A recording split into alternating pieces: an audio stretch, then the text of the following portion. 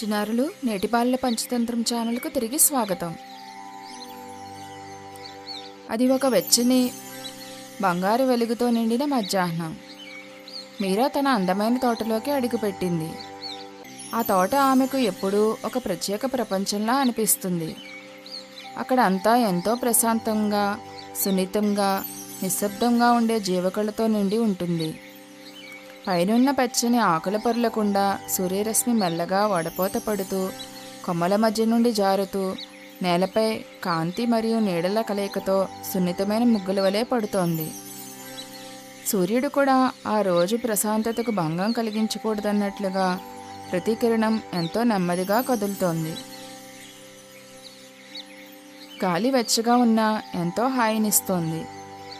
మీరా ఆ సన్నని మట్టిదారిలో నడుస్తూ ఉండగా ఆమె పాదాలు నేలను సున్నితంగా తాకుతున్నాయి. ఆమె ఒక దీర్ఘశ్వాస తీసుకుంది. ఆమె చుట్టూ ఉన్న గాఢమైన తీయని సువాసన ఆమె ఊపిరితిత్తులను నింపేసింది. ప్రకృతి స్వయంగా ఆమెను ఆహ్వానిస్తున్నట్లుగా ఉంది. పండిన మామిడి పండ్ల పరిమళం గాలిలో నిండిపోయింది. వెచ్చగా, రసభరితంగా మరియు మాధుర్యంతో నిండి ఉన్న ఆ క్షణం ఒక మాయాజలంలా అనిపించింది. అది ఆమె వదిలి వెళ్ళకూడదని కోరుకునే ఒక తీపి జ్ఞాపకంలా ఉంది.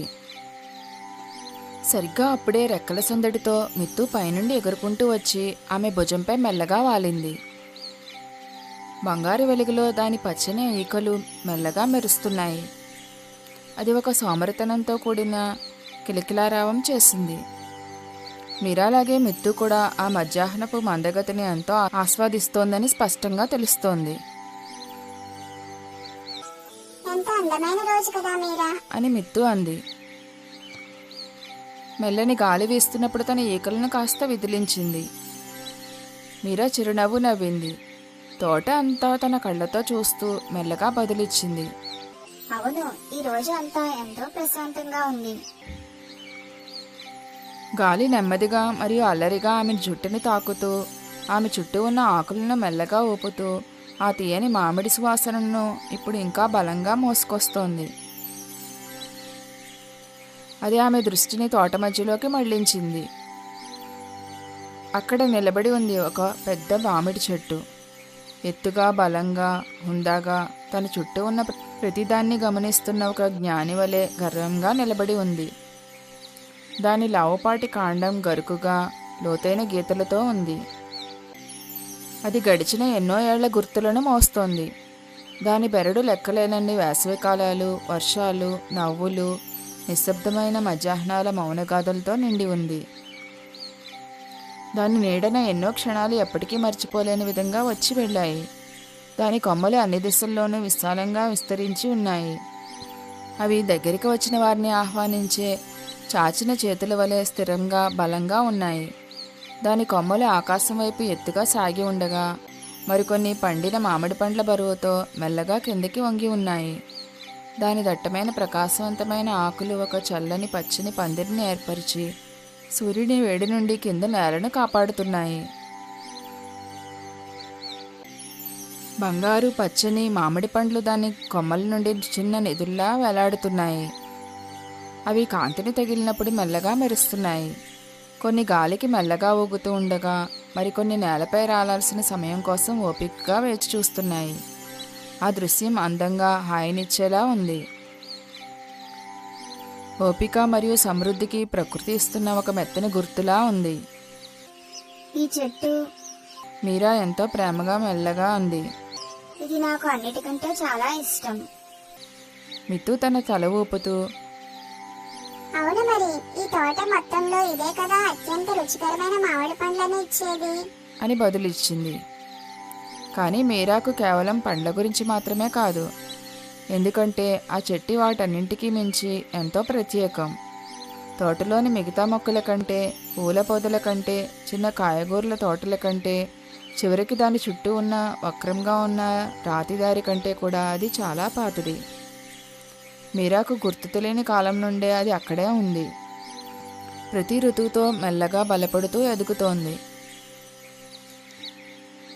అది అన్నిటినీ చూసింది. మీరా ఒక చిన్న బిడ్డగా తోటలో తన మొదటి అడుగులు వేయడం చూసింది. ఆమె నవ్వడం, ఆడుకోవడం, మరియు పెరగడం గమనించింది.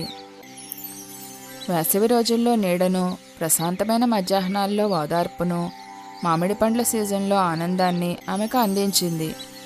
కాలక్రమేణా అది కేవలం ఒక చెట్టులా మాత్రమే కాకుండా ఎప్పుడూ తోడుగా ఉండే ఒక మౌన స్నేహితుడిలా మారిపోయింది.